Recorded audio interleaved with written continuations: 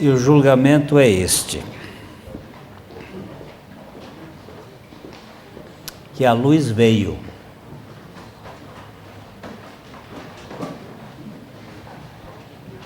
A luz veio.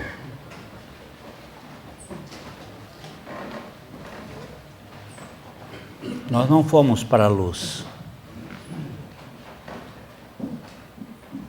Foi a luz que veio.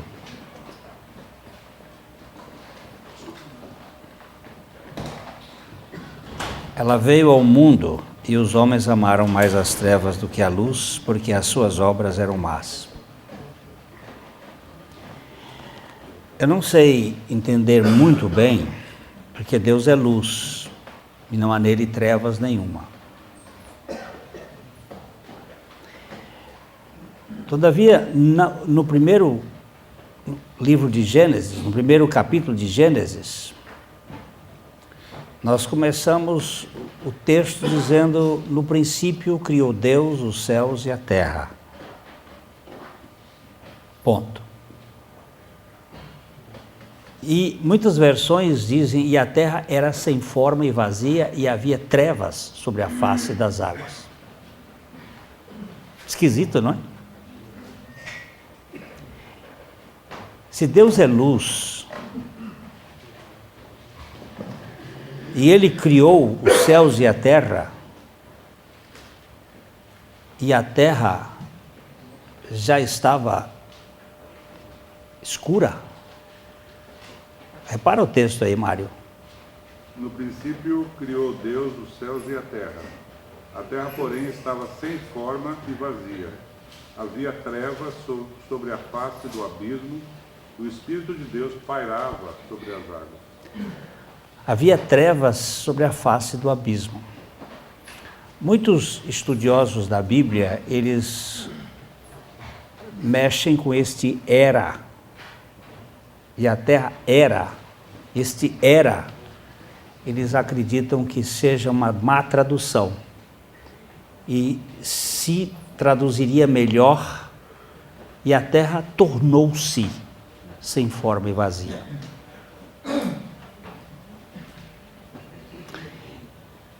E para esses estudiosos, e eu me encaixo no vagão deles, aí houve uma hecatombe, uma tragédia, que o versículo 1, ele é muito tempo antes do versículo 2. Quando Deus criou os céus e a terra, Ele a criou completa. E este versículo 2 estaria mostrando que houve uma tragédia. Mas uma tragédia no nível espiritual. Seria a queda luciferiana. Porque Lúcifer também é luz. Mas ele era uma luz dependente da luz. Porque toda luz depende da fonte da luz, que é Deus.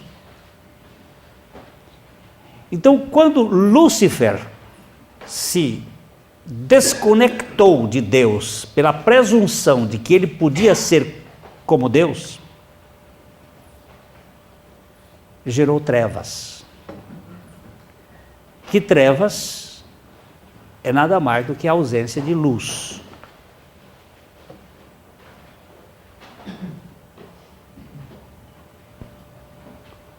Ou seja, trevas, se Deus é luz, é desconectar-se de Deus, ou estar fora da relação com Deus. As trevas não têm realidade própria, enquanto a luz tem. As trevas são ausência da luz. E nunca a luz a presença das trevas.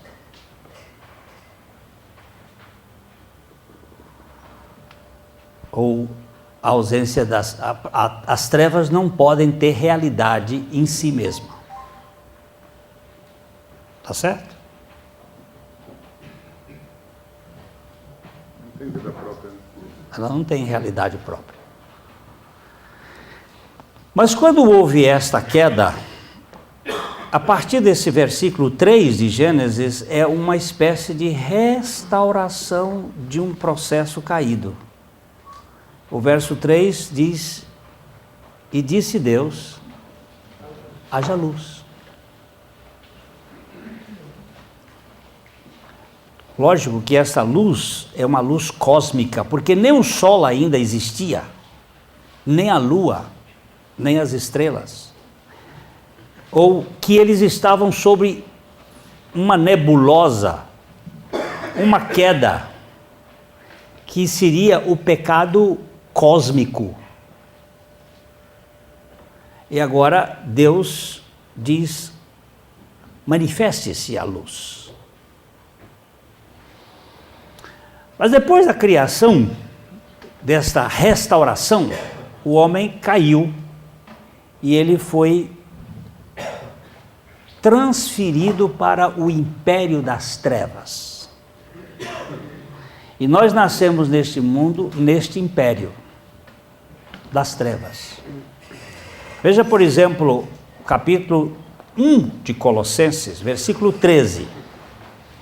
Colossenses 1, 13.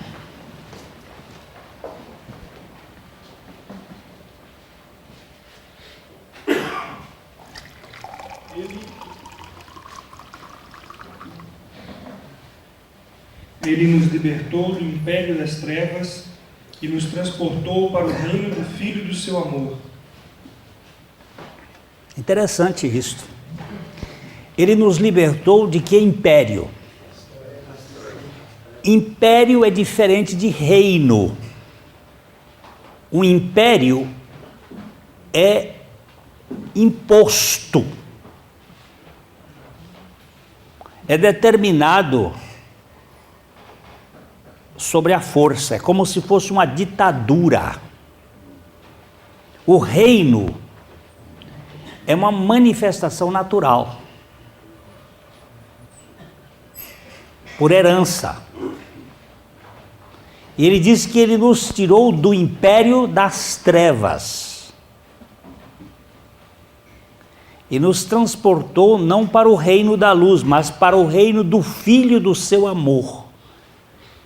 O reino do Filho é que nos leva para a luz. Porque Ele é a luz. A verdadeira luz que vindo ao mundo ilumina todo homem.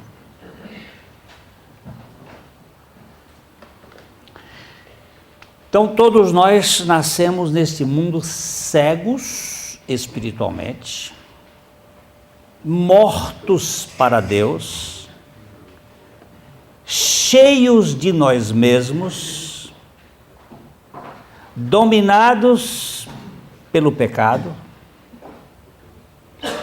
sem esperança, sem Deus no mundo, designados para a perdição eterna. Então tem que haver um milagre. E este milagre, da mesma maneira como houve no versículo 3 de Gênesis, tem que haver nas nossas vidas. Disse Deus, haja luz. É a palavra de Deus que vai gerar luz em nós. E a palavra de Deus é Cristo, o Verbo que se encarnou, a luz que veio ao mundo, não para fazer de nós batistas,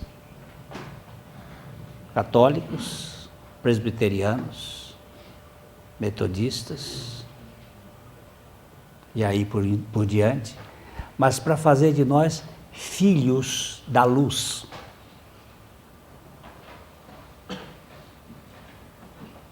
Filhos da luz. E os filhos da luz não têm medo das trevas.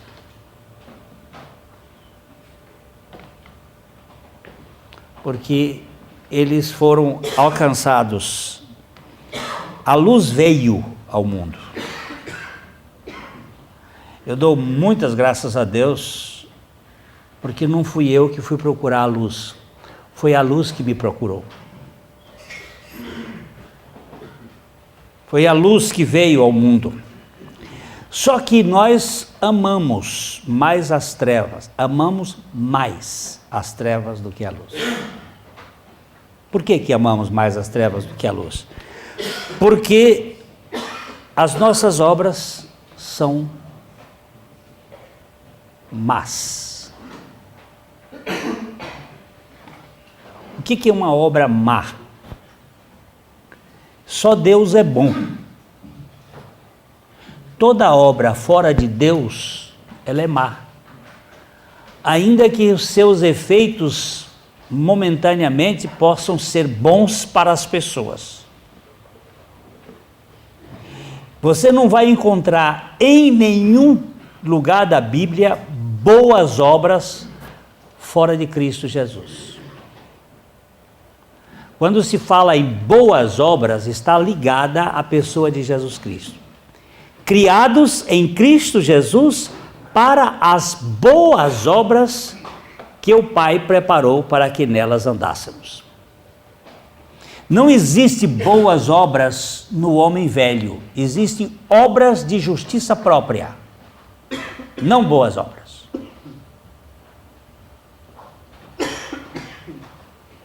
O homem velho é o descendente de Adão, e toda vez que ele faz uma obra, qualquer que seja, por exemplo, criar uma criança num orfanato,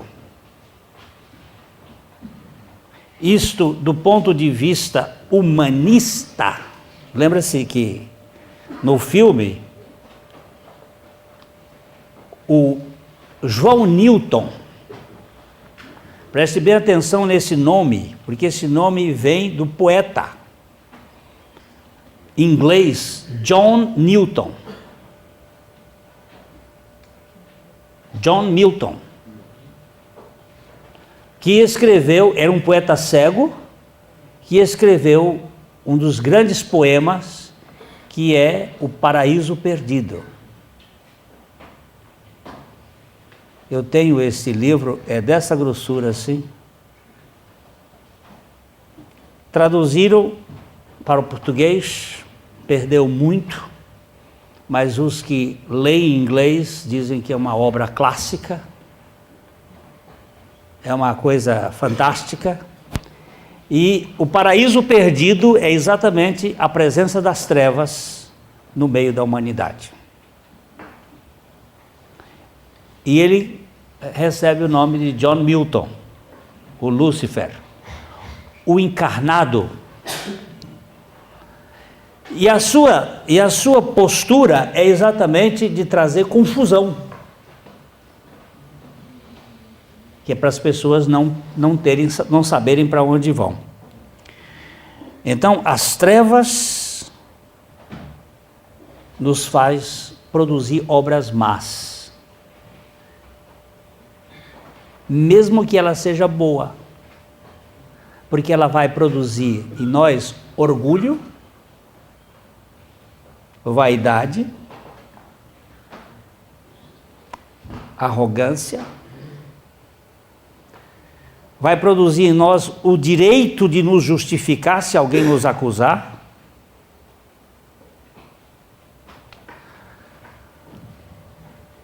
mágoas, ressentimentos, são obras más, ainda que sejam boas, entre aspas. Então nós precisamos sair desse terreno minado do inferno, que mantém as pessoas na base de você vai ser aceito se você proceder bem.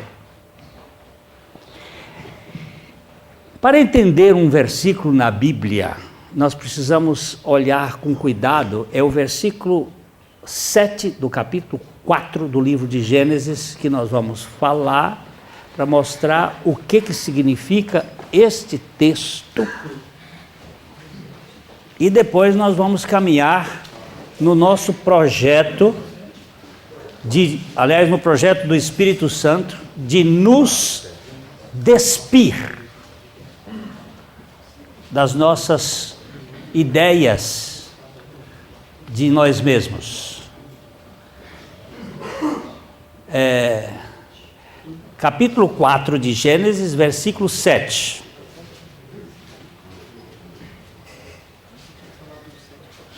E 4, 7. Se bem fizeres, não é certo que serás aceito? E se não fizeres bem, o pecado jaz à porta, e sobre ti será o seu desejo, mas sobre ele deves dominar. Esse texto é complicado. Na versão de procederes mal. Leia a sua versão. Se procederes bem, não é certo que serás aceito? Se, todavia, procederes mal, eis que o pecado jaz à porta. O seu desejo será contra ti, mas a ti cumpre dominar. Eu levei muios anos atrás de uma versão, de uma tradução que compatibilizasse, e só vim conhecer uma de A.W. Grant, que traduz esse texto com mais precisão. É um hebraísta de primeira. Então ele traduz assim: se procederes de acordo com o que foi estabelecido lá no jardim por Deus, como fez, essa é uma tradução chamada paráfrase, se procederes bem, tal como lá no jardim Deus fez sacrificando o cordeiro, como teu irmão procedeu, o teu irmão Abel ofereceu um sacrifício de um cordeiro. Tu, Caim, estás oferecendo o teu próprio sacrifício, o teu esforço, o fruto do teu trabalho. Porque Caim trouxe o quê? O que foi que Caim trouxe? O fruto do seu suor. E o fruto do seu suor é o seu próprio sacrifício. É o seu próprio trabalho. Se procederes conforme o teu irmão procedeu, que foi segundo o modelo de Deus lá no jardim, quando os nossos pais pecaram, não é certo que serás aceito? Mas se procederes de modo contrário a este, porque ninguém procede bem nem mal,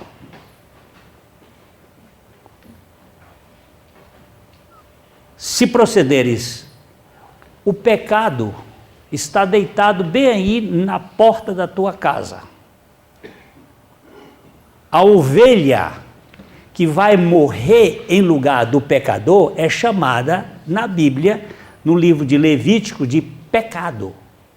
O mesmo nome que Jesus recebeu no livro de 2 Coríntios 5, 21. Aquele que não conheceu pecado, Deus o fez pecado por nós. Porque a ovelha que morria pelo pecador era chamada de pecado. Ovelha do pecado. A ovelha está aí, ofereça. E você vai ser aceito. O que esse texto está dizendo é o seguinte: você não vai ser aceito pelo que você faz, você vai ser aceito pelo sacrifício do inocente.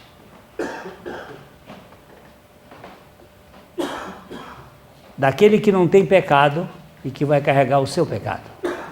Porque se você for justificado pelo seu sacrifício, ninguém aguenta você. Você vai ficar cheio de arrogância. Eu não sou como os demais homens. Olha para mim. Eu não faço isso, eu não faço aquilo. Você é um mentiroso. Você não está na luz. Você está nas trevas. É por isso que eu detesto a maçonaria. Sabe por quê? Porque ela começa dizendo: você que vem das trevas para a luz. Eu estou em Cristo, eu estou na luz. Eu estou falando aqui, eu tenho grão-mestre aqui que já... E o texto diz: a luz veio. A luz veio. Não é você que vai. Não você que vai a ela.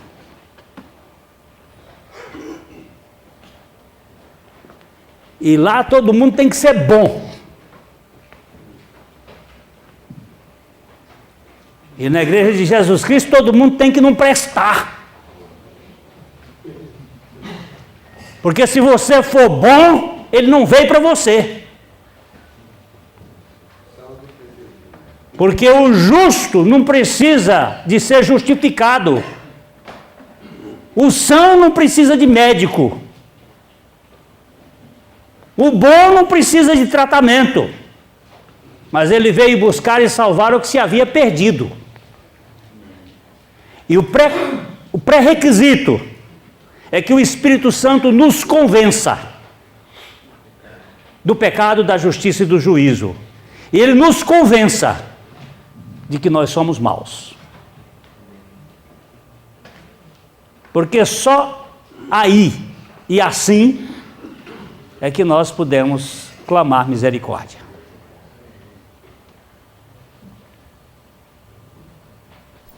E a misericórdia é a porta da salvação. De modo, queridos, que eu gosto demais desse texto que me diz: todo aquele que pratica a verdade vem para a luz. Não é o que pratica o bem, é o que pratica a verdade.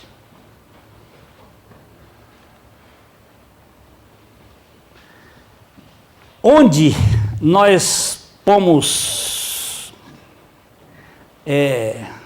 panos quentes em cima, não funciona.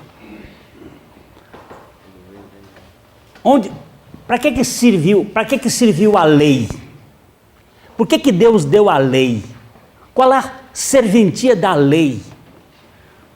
Se você ler a Bíblia com cuidado, você vai dizer: a lei veio para avultar o pecado. Porque você só enxerga que você está na contramão, a não ser que você seja o português, é quando você vê a placa. Onde não há lei, não existe transgressão. Ainda que exista a desobediência contra Deus, mas não existe transgressão. Mas a lei veio para que nós tivéssemos a consciência de que somos pecadores de fato. A lei não é salvadora. Salvadora é a graça.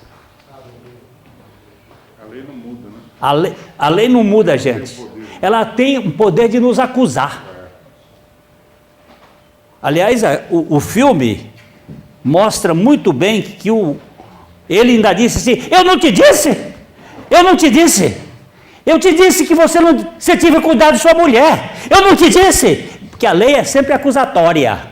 E é sempre persecutória. E é sempre... ela vai fazendo você ficar o mais...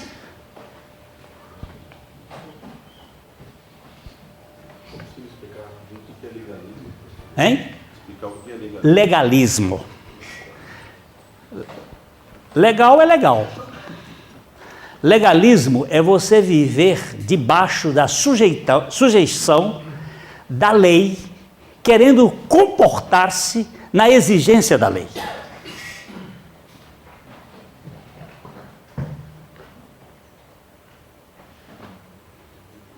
Você querendo viver a lei sem competência nenhuma.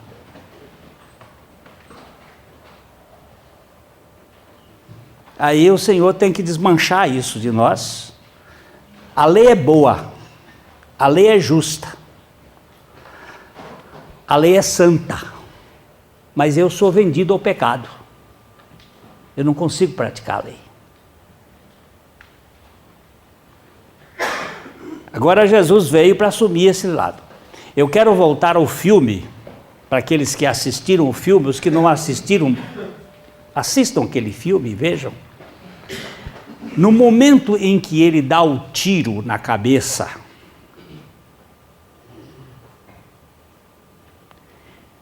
ele estava querendo quebrar um assunto que chama livre-arbítrio.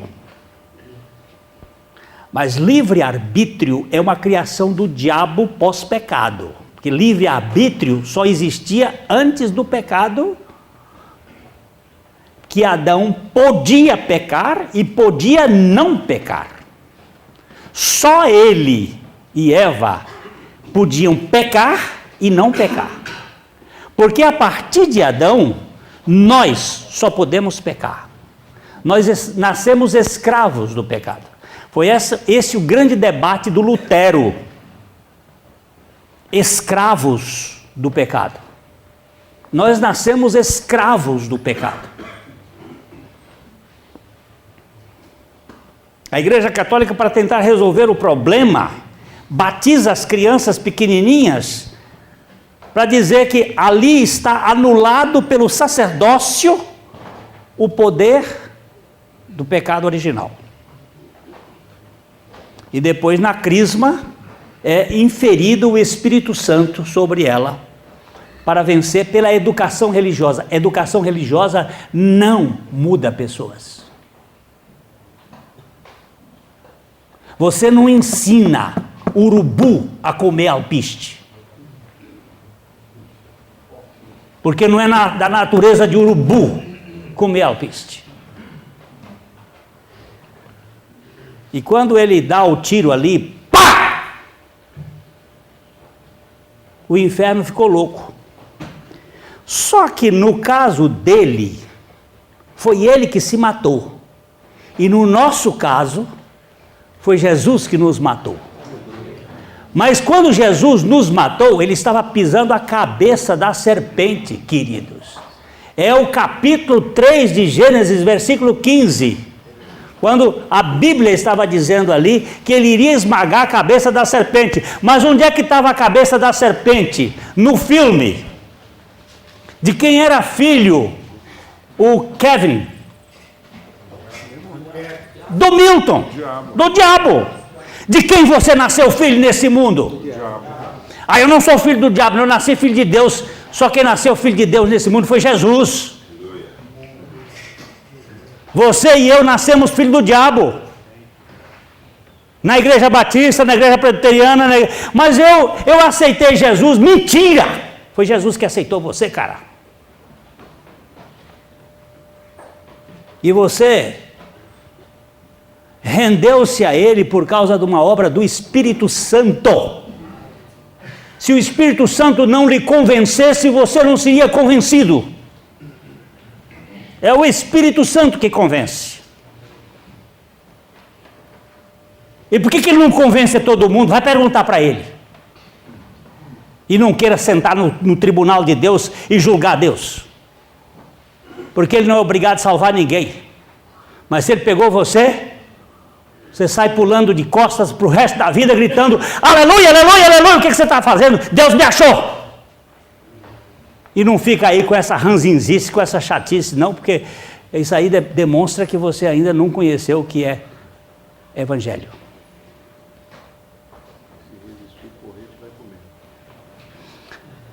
Ninguém consegue resistir à graça de Deus. Aqueles que são chamados, eles são irresistivelmente atraídos. Isso é forte demais, mas eu tenho que dizer para vocês. As nossas obras foram feitas em Deus. Quem pratica a verdade aproxima-se da luz, a fim de que as suas obras sejam manifestas, porque foram feitas ou são feitas em Deus. Agora já são outras obras. Ah, mudou.